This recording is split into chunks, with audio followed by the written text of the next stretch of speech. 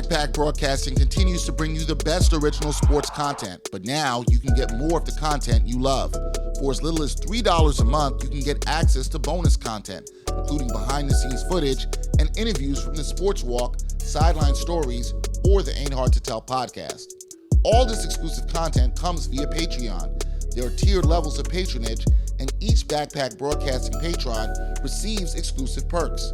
Your support helps Backpack Broadcasting create more of the original content that you love. Visit Backpack Broadcasting's Patreon page and become a patron today.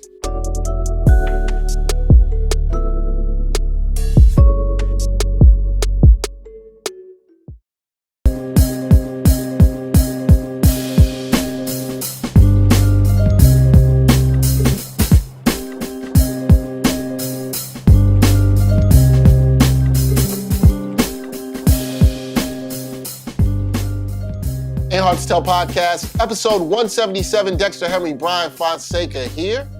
Still doing the thing remotely, still banging out these podcasts when we can. We are in the month of May, and this episode in particular, we're going to call it a hip-hop smorgasbord, because we're going to talk a whole bunch of hip-hop. We haven't done that in a while.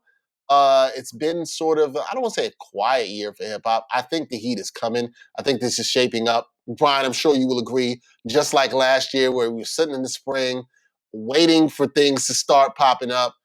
And, we had some things come up recently, but probably the biggest hip-hop news, I would say thus far of the year, was an announcement that came last week that had us very happy, I'm sure. It had our producer, Gregory Alcala, extremely happy because he is a huge fan of this artist. So am I. So is Brian. J. Cole tweeted announcing that his new album, The Off Season, will be dropping this Friday. That is May 14th, this Friday, will be dropping The Off Season. So, everybody, I don't do much album covers, but I did like the album cover. Thought it was pretty dope. Brian, are you excited for this album? You excited for some new J. Cole? I have my reasons why I'm very excited, and maybe more excited than I have been for his last couple of projects, although I'm always excited. I just think the excitement level for me is a little bit higher, and I have my reasons why, but are you excited and highly anticipating this new J. Cole album? It's funny because when you mentioned the heat is coming, I was thinking, oh, they did beat the Celtics the day before we were recording this podcast. You know what? Can't say anything about the heat around you. Hey, I just wanted to point that out. But yeah, I was excited because it was unexpected. And those sort of things are kind of the best sort of announcements where you don't see them coming. And not only that you did not see them coming, but it's coming right around the corner. It's not something that he said, like, when some people are, for example, doing a project and they're announcing something that's not going to come for literally 8 months. You know what I mean? Like, you don't want to be too far ahead of something. And with J. Cole, you really don't need to say anything, period. And Dexter, that's going to be a point that you sort of touch on in a little bit here. But, I was glad that he came out with it because I wasn't expecting a J. Cole album right this second, though I was expecting one this year. And we both talked about how the Fall Off was probably supposed to be next. So I was also excited and curious about, like, okay, he's jumping to the off season. And then I texted you. I was like, does the off season come before the fall off? Literally and figuratively, like trying to figure out like what it is here. He posted a documentary. I have not watched it. You have. So maybe you could tell us more about that. Yeah, I'm gonna talk about that. I just want to jump back to one thing that you said regarding this album. And I too had thought the same thing. I think everybody thought the Fall Off was going to be the next album. He ended his last album with 1985, the intro to the Fall Off. And so everybody thought that. But I did remember that J. Cole, I think this was somewhere back in November, maybe October. He had put out this picture on IG with a list of projects that he still had to do. And he had Revenge of the Dreamers crossed out. KOD was crossed out before that. And then he had another project called, it was the Off Season, It's a Boy, and then the Fall Off. So very interesting in terms of that. So we have the Fall Off.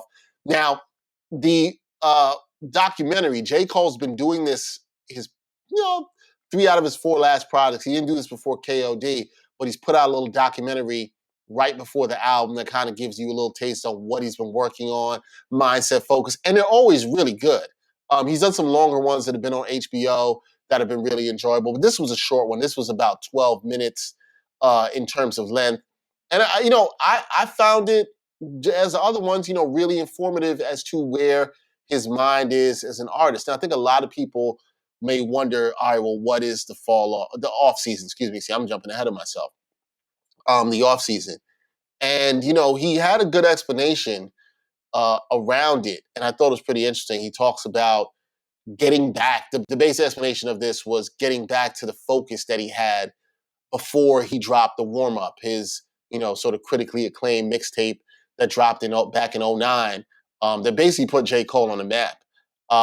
He was talking about just at the time he was this is how the documentary starts off, and I don't want to ruin it for you, but he talks about a moment in his life where he felt like he was complacent with what he was doing musically before he even dropped the warm-up, and he wasn't really focused and on his grind and putting in the work that he needed to be to even create the warm-up and obviously the other music that came after that. And so he just went, you know, hunkered down, wrote a verse every day, produced beats every day, just kind of got in the lab with his work.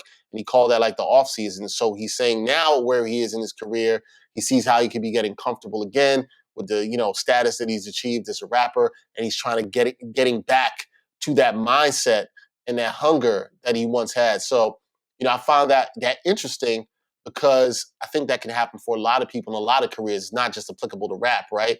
You can get to this point where you have this level of complacency. Even for somebody who's older in the sports journalism career like myself, you kind of get to this point where you got to get back into the lab. You got to work.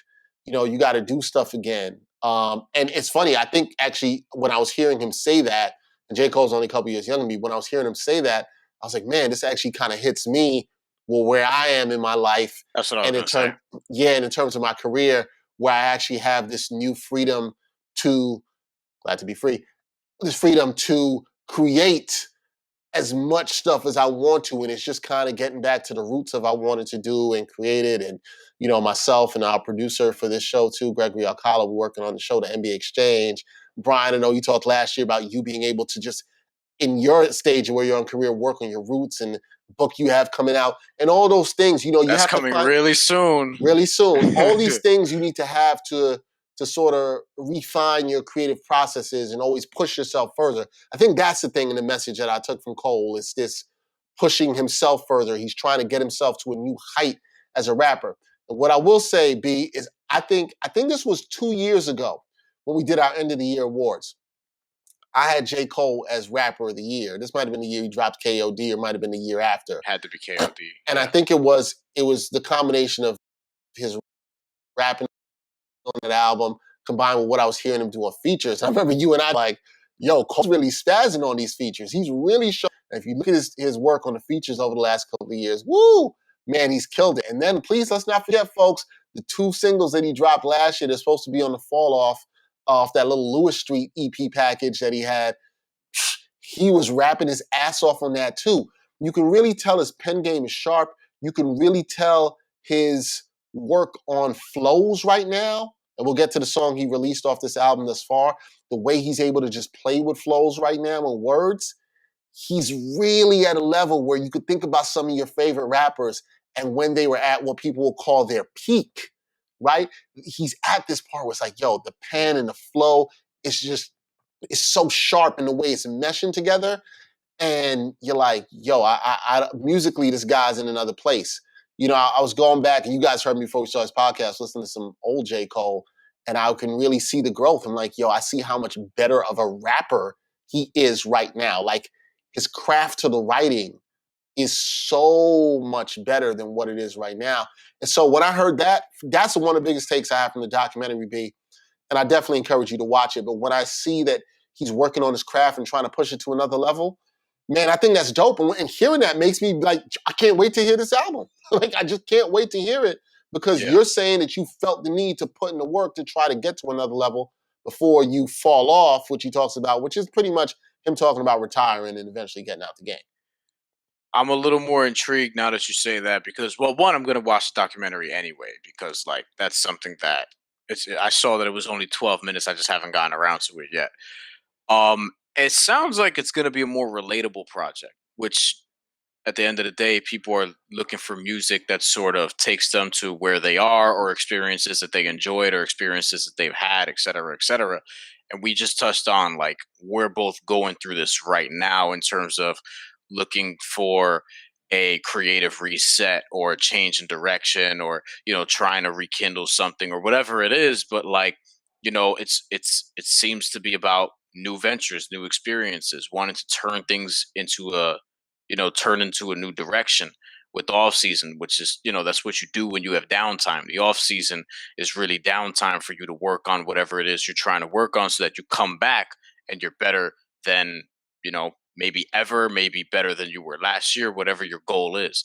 So that intrigues me, especially when you mentioned the warm up, because we were talking about his discography earlier before, which we'll get into a little bit as we bring Greg in here. Like, this is somebody who his discography is not as clear as some other people. Like, some of the other people we had mentioned earlier, Snoop Dogg's discography, like, Doggy Style's number one. And then, after that, some people would say it wouldn't even matter. But, after that, it's whatever other albums. And with J. Cole, it's a little more debatable. So I'm curious to see where this falls on it, on this discography, because, we just mentioned KOD. There are some other albums that, positive reviews, mixed reviews. I feel like most of us are on the same page with Forest Hills Drive, although it's not as critically acclaimed as you would think. It's an album that is very much a cult classic at the very least. I do think it's his best album and his best work. And we'll see where this sort of falls, but I'm looking forward to it, because it sounds like, for me, like, I would be disappointed if this isn't one of his best albums, because I do think that this is gearing up to be that. And I like that he announced it, and it's right around the corner. You know what I mean? This will drop, Yeah. and a few days later the album's going to be out. It's not going to be a long wait period. Like, Drake, he's Drake, so I guess he can get away with this. He announced an album months in advance that was supposed to come out in January. We're all the way in May. And I mean, y'all know me, I'm not waiting on a Drake album ever. But this shit, like, I'm starting to feel bad for his fans that I don't care for. You know what I mean? Because it's like, y'all were supposed to get some shit and y'all haven't gotten it in a while. And a lot of people are like, they're just sort of waiting for the pandemic to blow over. Maybe he thought that we would have more vaccines by January. And, I side with Drake on that, because that should have been the case. But at the same time, like, a lot of people are just waiting, just waiting. And I like that J. Cole is stepping up to the plate and be like, you know what, I'm going to start this shit. And when an act of his caliber does that, I feel like a lot of people end up following. So we'll see what happens. Yeah, it's something I've always liked about Cole in his last couple of projects, is that he's kind of just been like, all right, well, I'm dropping this. He hasn't had too much advance notice. I think he's been doing this pretty consistently. I mean, this time he gave a week. He did the same thing with KOD. He kind of announced it right the week before. Force His Drive was 2 weeks, if I remember the documentary, 1 week, and the next week he released it. So he's had these short releases. I've told you, I almost wish he would just not say anything and just drop it. That would be even better. I feel like he and Kendrick are the two people who could do it. Drake could do it too. I don't know why he doesn't do it. He could absolutely do it. He doesn't need to, he doesn't need to Because tease anything. he's still, yeah, but it's because he still has, doesn't he still have a major label deal?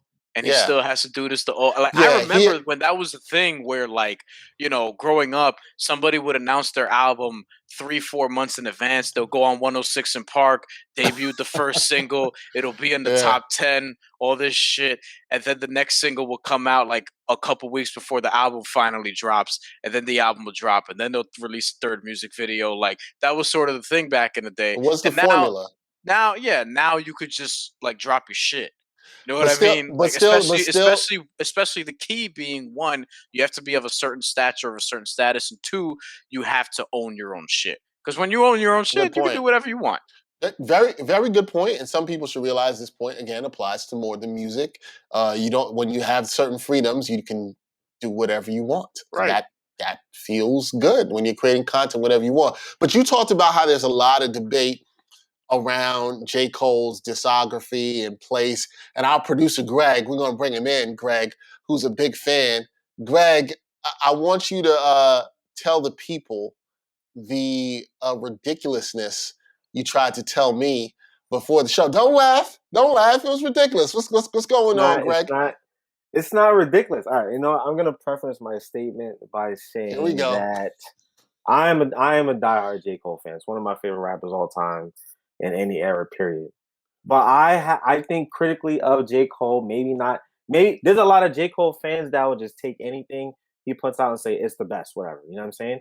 And I don't think we could say that he has put out anything bad. I think he's put out great work all the way through his entire career. But for me personally, he hasn't made a piece of work better than the mixtapes. That is how in totality, if you take all of his mixtapes and you put it against all the albums, I think the mixtapes still stand true to this day, and I can go back and still restore the same feelings I had when they first dropped. I'm You know what I'm not. saying? I understand what you're saying. I'm Yeah. not. I'm never And gonna. it's a take I've heard from a few other J. Cole fans. But Because I he set the bar so high. And I see. think it's Drake's fault. Drake It's changed the Drake's mix fault. Drake changed the mixtape game where the mixtapes became as important as the albums. When it Well, when I will say that Drake was very influential in Wayne in Wayne in didn't do that? no Wayne, because Wayne wasn't doing more. I know what Greg Drake's is saying. I impact think Drake's impact on the mixtape era changed the game for mixtapes. I agree with what you're saying there, Greg. Because what Yeah, Drake did is Drake was like, you can have a mixtape that sounds like an album, yeah, and that's what he changed. And Yeah, so yeah. the thing with yeah, when Cole came out with the warm up, the warm up had definitely album quality songs, no doubt. But you also had these, him rhyming over Dead Presidents. You have him rhyming over Knock Bring Knock for that back, Monica. by the way. You had it. I miss the beat I do jacking miss that era. to some. I do miss that to Oh some my degree. god! You have The last song that last call. actually. Oh, I thought you were gonna say last song on that No, project. I was gonna say the last song that people actually did that with that I can remember was like Panda, because I remember there being like a bunch of Panda freestyles coming out. But Yeah. that era had already been cooked by like 2013 was the last. 2013 was the last year I remember people like really doing that. Yeah, I missed that too. And to Greg's point, and you had that on there. And so I think, to your point, Greg, that forced, I don't say forced, that motivated Cole too, that when he came with Friday Night's Lights, to yeah, make that more of an album feel. Because I think there's only maybe one or two songs. He rhymes over on Villmatic, he's rhyming over Devil in a New Dress. yeah. So there were some beats that were not original of his that he Right. was rhyming on in the album. But see, that's always a kind of takes it away from me. And why I think 2014 Forest Hills Drive is his best work, because it's all original work. It's Great all album. cohesive. It's all Wait, together. And yes, go ahead. you penalize somebody for making a dope record off somebody else's beat? Nah, I'm not. No, I'm just saying it's not as good as hearing fresh stuff off your own album. It's just not as good. It doesn't All right, hit the See, same. well, okay, here's let one me thing say I'll say. two things. Two things. All right, I you go, agree you go with you. for it. But I missed the jacking for Beats era. But I know why people don't do it anymore is because you can't monetize. You rapping over somebody else, or at least not fairly monetize you Right. rapping over somebody else's beat, especially in this current climate. It's not the 2005 mixtape era, so I get that. And two, I agree that Forest Hills Drive is the strongest project, though I just think it's his best and most tightest and most consistent album. The mixtapes are, I mean, look, mixtapes back then, like they were 20 songs, 22, whatever. Like that was the Yeah. norm. I just Yeah. think that, when you're talking about how certain things aged, there's quite a few things that I I'm kind of don't. like, eh. And Greg, I just wanted to, before I Yeah. let you get back in, don't get me wrong. When I still hear a song like "Too Deep for the Intro" with that Badu Bro, sample, it still hits. Like there's great Cole production on there. I just don't think Cole is rapping as good as he was on 2014 Forest Hill Drive. I oh don't yeah, think of course not. I don't think the concepts are good, and I just don't think the project is as tight. Yeah, There's probably some songs I could play off of that, and I'm still like, I'm like, okay. And it's yeah, a great mixtape. That is a classic mixtape. So I Legit. understand. There's no argument on that. yeah. It's a classic mixtape, White classic Rain saw that project. motherfucker Larry Bird. Like, yo, he was rapping back then. He was Yo, rapping back then. look, and I love Cole, Yeah, and the feeling Cole gave me here in the warm up. And we talked about this, guys, before we started the pod.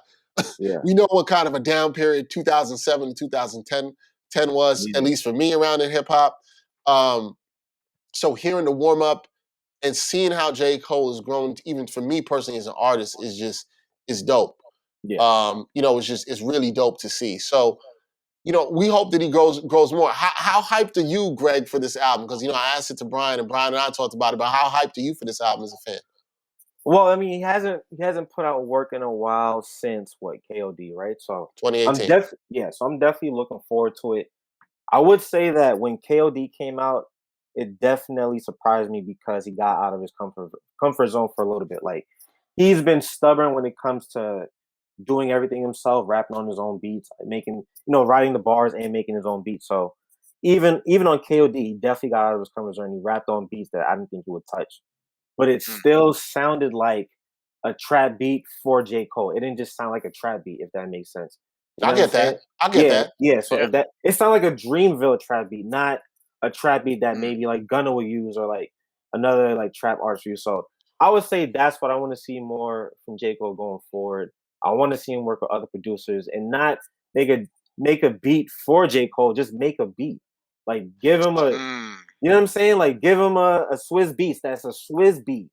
Give him a T See what minus he beat. can That's do a with T that. minus. Exactly. Like I want to see him really get out of his comfort zone. So So I yeah, gotta give credit to Brian. Greg brings up something interesting though, because I do want to hear J. Cole with like other producers. Yeah, yeah, I was gonna give credit to Brian because yeah, Brian actually sort of changed my view on this. Brian used to say to me that I want to hear Cole with other producers because he's like it's like you're doing too many things. And I should know this well. This is like being a one man band journalist. You're shooting, you're writing, reporting on camera. You're doing a lot, and generally Something's people gonna don't take. slip. Something's gonna slip when you're doing too Something's much. right. Something's gonna slip. And There's a reason that for my fucking fiction novel, I went and got an editor and went and got a right, publicist that I'm gonna be working right, with. You know what I right. mean? Like I can't do all that shit myself. Right. And Brian made this point to me. He said this, and then I thought about how it applied to what I did for work, and I was like, no, something does slip. Like he's absolutely right. yeah, In terms of this. And I think it's not that J. Cole. I'm not the person like J. Cole beats are boring or J. Cole beats are whack. I've never been that person. I don't think that's true. But you wanted to see how maybe a producer or him locking in with other producers, maybe one other producer, he could like really lock in, or they can give him sort of that sort of focus that he could use for an album. And so, not to spoil anything for you, Brian, because you haven't watched the documentary, but it sounds very much like on this album, we could be getting some other people that J. Cole has Good. been working with. And I'm very intrigued to hear that. I think Greg makes a great point. We saw on KOD him branch out his style. We saw him experiment with different flows, which he seemed to got real good at. We even saw this on that Lewis Street pack I just brought up, where he was doing a lot of sing-songy flows, but he's still rapping his ass off. I'm excited to see what he can do with that. There's some producers I've always wanted to hear him with. He mentioned working with Pharrell in this documentary. He said this was in the past. He wasn't talking about working with him presently. He mentioned he alludes to Pharrell and being in the studio with him in the past. You'll see why he says that. But hopefully, hopefully there's something we can hear him on. It would be dope with some other You people. know, and there's just he's one of these dudes where there's just so many really good producers that he would make sense with. Like we can Yeah, get into the names, like Ninth, Alchemist would be one, Static Selector would be another, DJ Premier Madlib, is an obvious one. Who you mentioned, Greg? Who was that? Ninth Wonder, Ninth Ninth Madlib. Wonder. Wonder. Yeah, That'd be which perfect because they have that North Carolina connection. I would yeah. actually love an 10 like a 10-track album which is Ninth Wonder beats and J. Cole Yo, rapping I over would it. love to I'd, see him. And I'd, I I would I'd love be to up see for him in the that. bit. I'd be willing to bet that that will be one of his top 3 projects if they do that. Yo, I don't know if that's going to happen, but I would love to see that because also they're both from North Carolina, so that would make a lot of sense.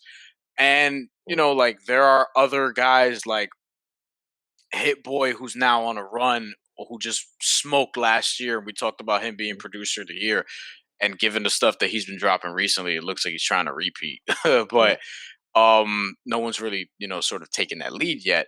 And we've heard J. Cole over his own beats a lot, or beats that sound like that. So yeah, I would like to see him branch off into other elements and other production because look, that's part of why we like those mixtapes because he would do his own stuff. He would take somebody else's beat. He would get somebody here, like he would rap over this, and it was different. There were a lot of different things. So that's one thing that I do like about the mixtapes is that there were a lot of different sounds. Like I don't mind what I like when artists do lock into one with one producer. Oh, I love Like that.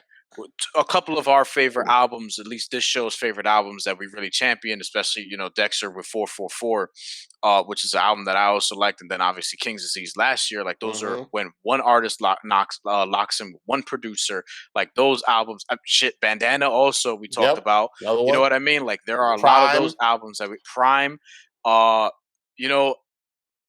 There's a lot of those that we really like, but also I think because J. Cole has been kind of doing that with his own stuff, why don't he like sort of branch out and get 2-3 producers? The difference is it's just like working on a show. It's just like working on this show. We have Greg or somebody else. Producers push you to see certain things that you might not see, certain blind spots you might not have, and be like, yo, think about this, maybe do this. Those are things you need. And when you're locked in with a producer, and I don't think J. Cole needs to go the late 90s, early 2000s route of having like 7, 8 different producers on your album and getting all the big names. But could he go the route of, like you said, maybe locking with one, maybe locking with 2 or 3 that fit a certain theme, sort of like Common did on B, where he had Jay Dilla and Kanye, right? Like you got 2 producers there, and you kind of have this very cohesive sound for a project. I think something like that could work for J. Cole. He seems to have a good connection with T- right now. I think that's something to keep an eye on, and you might see some stuff on this album with that. So, I'm really intrigued to see what he does and how he pushes his sound. But right now, I'm excited because, guys, I think he, like in the past year, I've been saying this, like he's been rapping as good as anybody. And when I just hear the bars and the features, you guys talked about him overnight. He was on Sojourner joint with Rhapsody. I think he got 8 up on that. Yeah, he killed so much beats, man. And I'm just like, we want to hear that variety, Cole, on an album, but with a cohesive sound. And I think that can be done. So, we'll see. Fall off. See, I keep jumping ahead to the fall off, man. The off season. Get focused. Off season will be coming out on Friday. You can be sure next week's episode, we absolutely will be talking about what we think about this album, how it's received. Hopefully we'll sat with it through the weekend and talking about it some more. So, it should be fun to discuss that. What's up, listeners and supporters of the Ain't Hard to Tell podcast? We need some help from you, and it won't take up too much of your time. As we grow, we always want to hear your feedback, so take a minute or 2 to fill out a short anonymous survey. The survey link is right in the episode notes for this podcast. It's easy and takes less than 5 minutes. As always, we thank you for your continued support. So while we are excited about Cole dropping, for all us other hip-hop heads that love Kendrick Lamar, we're waiting on Kendrick to drop. A lot of people have anticipated something will be coming about from Kendrick this year. I know, Brian, you had sent me something a couple weeks ago about this article that had clues about, what Kendrick might be dropping this year and when he may be dropping. And in that exact article that Brian sent me, there was something that referred to TDE announcing that coming up on May 7th, back then, because Brian sent me this at the end of April, May 7th was approaching, and that there was something that will be released on May 7th. And a lot of people speculated that it could be a Kendrick album. And of course, I got excited about that for 1 second. And foolishly so. Foolishly so. Don't laugh at me, man. It's not funny. No, because it happened to me too. It happened to me too. I got a little excited. People were dropping clues, Dexter, about Kendrick did this music video in this month. Yeah. He did this. He was in the studio here. PF Chang's, all this shit. You know what I mean? Like, whatever. PF Chang's. Like, it's PF Lang. PF Lang. Yo, man, that's like his media company that he's doing stuff with. Don't compare him to the Asian restaurant. Come on, man. Don't disrespect either of those folks. Come on. Shout out to PF Chang's and PF Lang. Yes. I don't know what they're doing, but listen, man. Like, there was all these clues about he's been in the studio with all these people and he's been doing this, that, and the third, all of which may be true.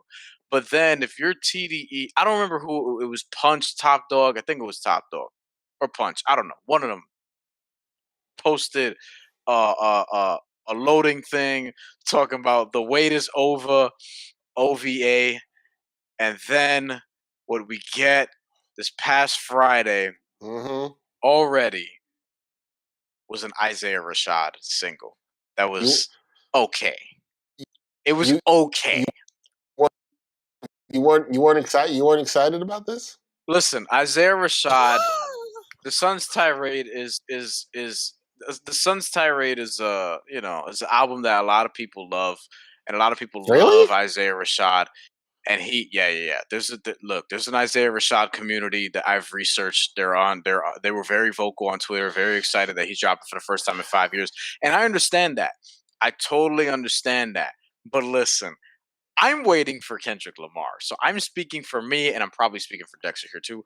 I'm waiting for Kendrick Lamar. Like, no disrespect to Isaiah Rashad, but also if you're gonna do The Wait Is Over, and then you're gonna only do that for a single, and it be an Isaiah Rashad single, like no, But no, like it's not even that awesome.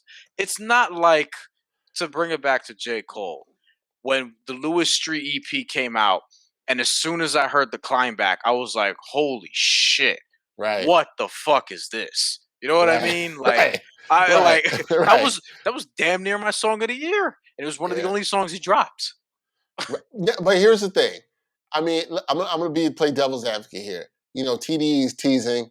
I mean, they weren't wrong. By the way, they were, because the wait is still going on. The wait is still going on because Isaiah Rashad didn't drop the album. Like, wait, hold on. You can't give me the wait is over with a loading screen and drop one song. They said because 3 minutes later, I'll still be waiting. But no, hold on. They're saying the wait was over for some new music, and they did give you new music technically, right? They gave you new music. They gave you this song. So now you're going to have to wait some more, but you do have something to hold you over if you're an Isaiah Rashad fan. Now, I like Isaiah Rashad. I like Isaiah Rashad, though. I like Sylvia Demo. I thought it was dope. I was very intrigued by him. I thought the Sun's Tirade was extremely disappointing. But, I mean, this is not what you can't tease. Now, I want to bring this back to Dreamville.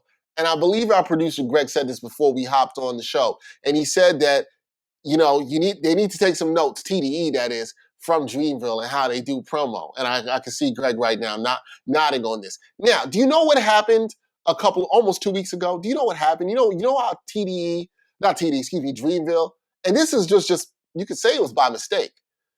Dreamville artist Boss, this was almost 2 Fridays ago, put out on IG, I believe. Let me make sure this was IG and this was not Twitter.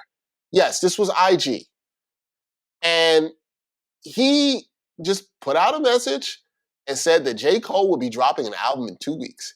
Everybody was like, oh. And then the next week, J. Cole came out and said, I'll be dropping the album next week. You see how it was done? Boss said something that was true. Boss said something. Then J. Cole came to confirm it a week later. And then we all knew what it was, right?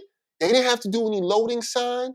And you know what's funny? Now, what goes on from this point, if Boss says something about an album coming out, I trust Boss. He's a good source.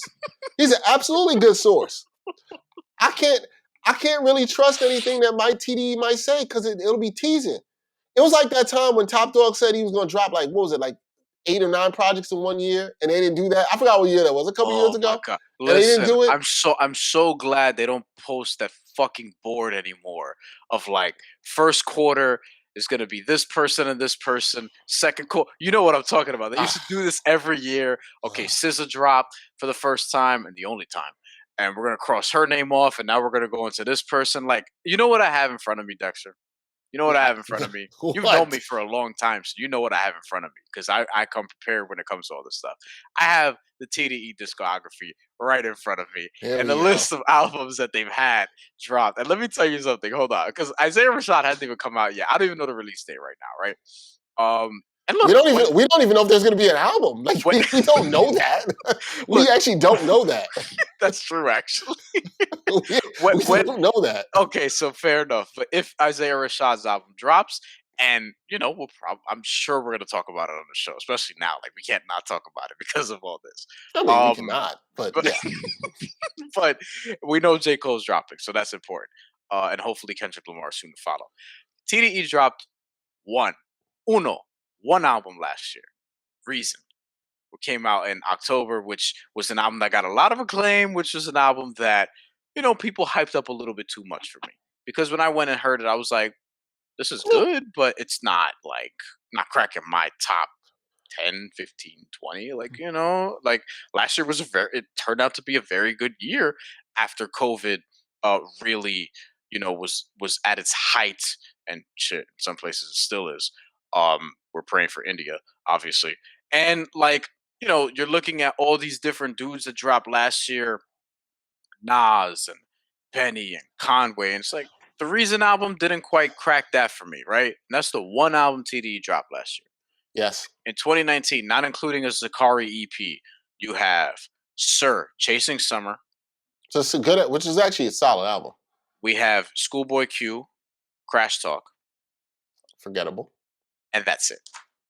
So here's my thing. Hold on. Okay. In 2018, we have Reason again, because Reason been working apparently. There you have it, which I don't really remember, to be honest with you. And we have one of my favorite TDE albums of all time, Redemption by J-Rock. Okay, so we have that, and Sir came out with November in January of that year. I like that. And 2017 was just 2 albums. Was just Control and Damn. That's it. And then you go back and finally in 2016. When was Do What Thou Wilt, the last Ab-Soul album? That was 2016? December of 2016. Ab-Soul is another person that a lot of people are waiting on him to drop because he also hasn't released an album like in that long. Lance Ski Walker also came out last that year. Isaiah Rashad as well. Schoolboy Q, Blank Face. But you're seeing like 2-3 albums a year. The last time they dropped more than 3 albums in a year was 2016. And the last year that a lot of people were going crazy over TDE albums was 2017 with Damn and Control. Because Damn and Control were like 2 of the biggest albums that came out that year.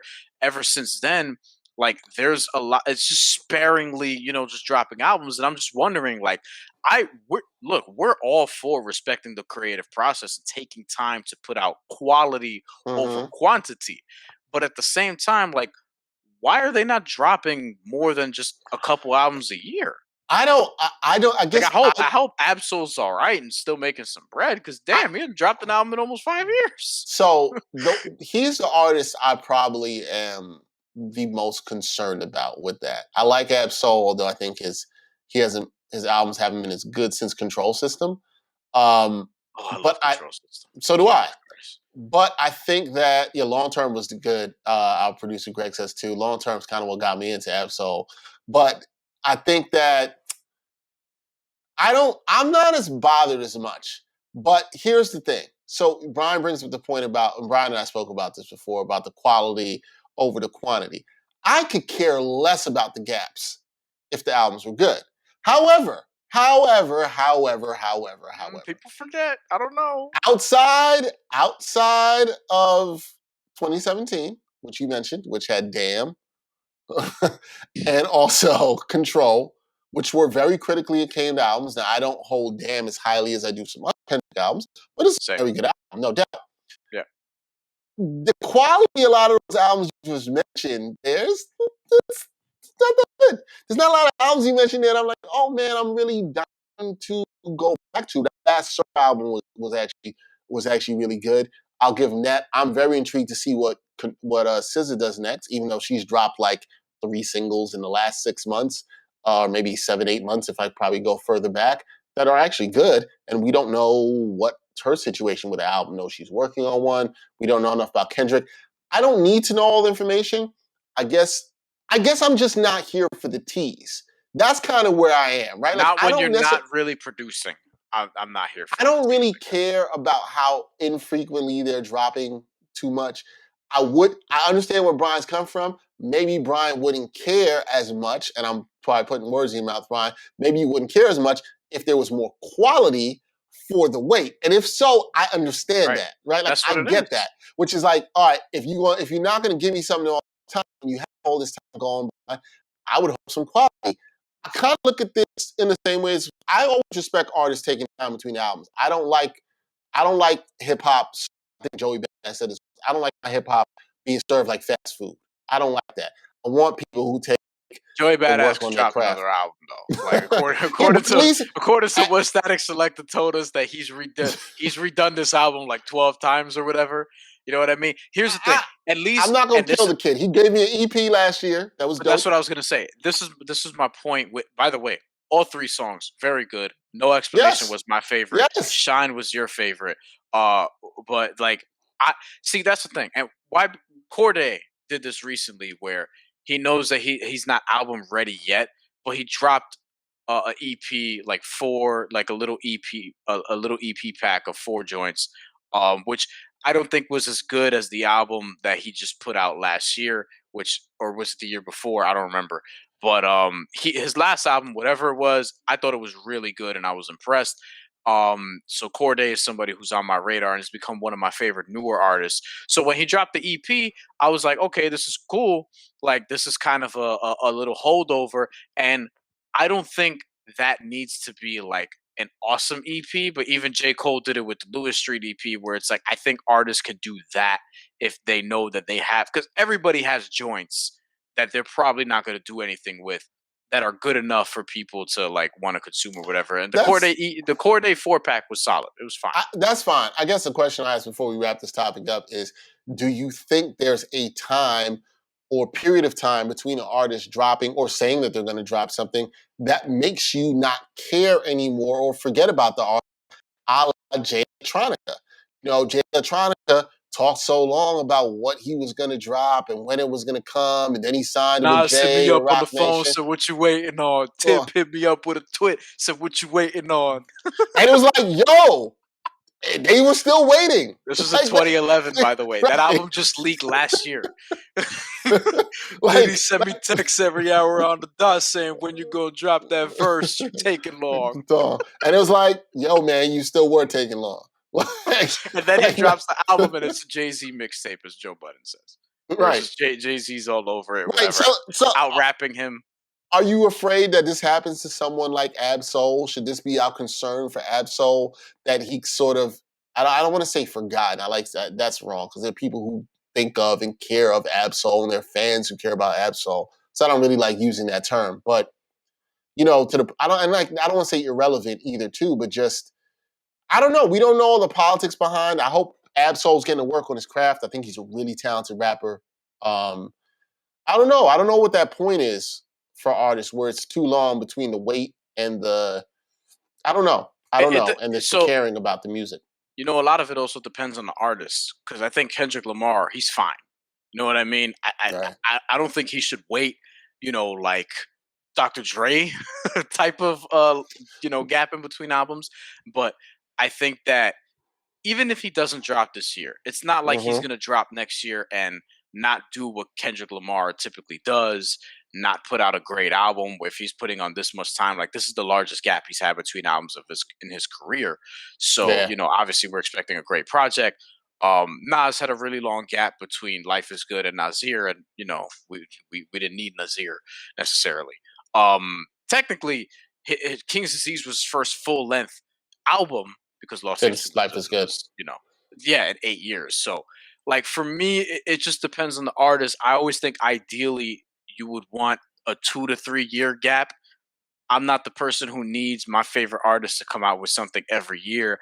I even thought that Alfredo, as much as I liked it, and it was one of the best albums that came out that last year, it was 11 months after Bandana. I was like, I could have waited for this. Like, this could have came like later in the year or whatever. That's sort of the sweet spot. Like, even in books, for example, a lot of people aren't trying to release stories every single year, because it takes a long time. Artistry works the same way, I feel like, in hip hop, where, like, if you're releasing an album every single year, like, think about all the artists who have, over the course of their career, release an album every single year, and their discography is awesome. Jay-Z was doing that early on, and then eventually you saw more gaps as he matured and his content got mature, whatever. For Nas, I can give you all the years. It was 94, it was 96, it was 99 twice. And the reason why it was 99 twice, well, we know. It was supposed to be just 99 once, or 98, as a matter of fact. Yes, 98. Then 01, 02, 04, 06, 08, 12. Well, Distant Relatives was 10, then 12, Then you get 18, 19, 20, but 18 was an EP, 19 was a compilation of old shit, and then 20 was a new album. Like a lot of people wait a long time in between albums, or not a long time, but at least 2-3 years. I feel like that's a sweet spot. Yeah, Absol right now is at 5. Isaiah Rashad's at 5. J Rock is on his 3rd. So these are some people, and Kendrick Lamar is on his 4th, and SZA's on her 4th. Like these are people that we need to start hearing from at some point. Yeah, it's interesting because I just thought as we were talking about this, I thought about the Roots. It's been, I think they just are approaching this month 7 years since their last album. When you become a legacy act, it's a little bit different, though. I agree, I think they are in that place, and I'm probably not as mad because I've had some Black Thought solo projects and know there are more to come, including the Danger Thoughts album that's supposed to come out this year. So, we'll see. Good conversation around hip hop. One time for your mind, one time. One time for your mind, one time. What did we think of the Nas and Jay-Z? Because we did not talk about this last week because we were focusing on sports. Nas and Jay-Z hopped on the song, the DJ Khaled record, and I forget the name of the song. Sorry, Not Sorry. Sorry, Not Sorry. And a lot of people on Twitter, like, it was sort of mixed. Grown folks liked it a little more than the younger folks. I can see that. People were saying like, oh, they didn't really go that hard on it. And this is one criticism I did agree with, was like, I could have used some drums. You know what I mean? Like in the beat, but that's more of an instrumental sort of thing. I personally like the record. I don't see myself going back to it a ton. And I think, because people are going to do this, I think Nas had the slightly better verse, but I think that in going through like some of the things that they said, like it was a cool song, but it's not one like I'm going crazy over, because I don't typically go crazy over anything on DJ Khaled albums like that. That's fair. I feel the same way. I thought it was cool. I thought both verses were cool. I like Nas's verse. I know there were some people who didn't like the cryptocurrency Scarface line or bar. It was actually it was a really good bar. It was actually a really good bar. It's funny. I was watching something where somebody was like flaming the bar. I mean, I just kind of felt like it was okay. I wasn't bothered by it either way. I thought Jay's verse was cool. I liked the play off of B, which is what Jay is going to do. This is what men of their stature and at their age are rapping about certain things. I'm fine with it. It's a laid back track. It wasn't supposed to be aggressive. Do I think this is as good as Black Republican or oh man, why is the song Success? Yes, I don't know because I know you think it's better than BBC.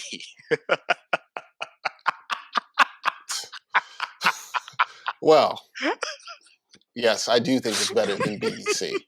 Yeah, no, the song's cool, man. It's cool. I was fine with it. Again, it's nothing to be supremely excited about. It was nice seeing them rap together. It was nice seeing them in the video together. I've seen some talks about maybe now we need to finally have a Jay and Nas project. And I've always said I would be here for that. I will be here for that. Just keep DJ Khaled the fuck away from both of them if they're going to do that project. Bring in Hit Boy. Look, Hit Boy's work with both. I'll have Hit Boy do the whole album. Fuck it. Whatever. I would really love the both of them if they're going to do this. If this ever was going to happen, I want this to be a very, very, very New York sounding project. You got to give me Primo. You got to give me some Static. You got to give me some Pete Rock. This has to be a very New York sounding album, and I want that. I want the jazz. I want the grimy drums. I want that. Yeah, that's what I'd want if that happened. I feel like we have to get it at some point. At some point, maybe we will. And we won't say much about this, but the DMX Posthumous Album is apparently coming out. I saw Nas posted on Instagram. He's excited for it. We don't know much about it, so we won't spend more than a couple minutes on it. Is the release date? I believe? So that's coming out. So that's on the radar too. I mean, generally, what I wanted to ask was like, how do you feel about posthumous albums? I generally, except I'm gonna have to, put a caveat on this. There's no hip hop artist that I've really been a huge fan of that has died, like a huge, huge fan of. Most posthumous albums, I would have to say, are not good, generally speaking, in terms of hip hop. And I think a lot of times the reason that is because the work hasn't been finished on it, or people take verses that were laid on other beats and then trying to put it on beats or remixes that wasn't intended for. Biggie So duets. Yeah, no. So that's, I think, what kills it. Where I actually think this X album has a chance of being at least decent is the fact that it was known that DMX was working on this album before he died, and it was supposed to come out this year. He even said this, I think, recently on a Champs appearance, I believe in Nori. So he was working on this. This was supposed to come out. So the fact that he was working on this, there's probably some structure to it. There's already like hooks and beats that were ready. So it sounds like this was probably already done.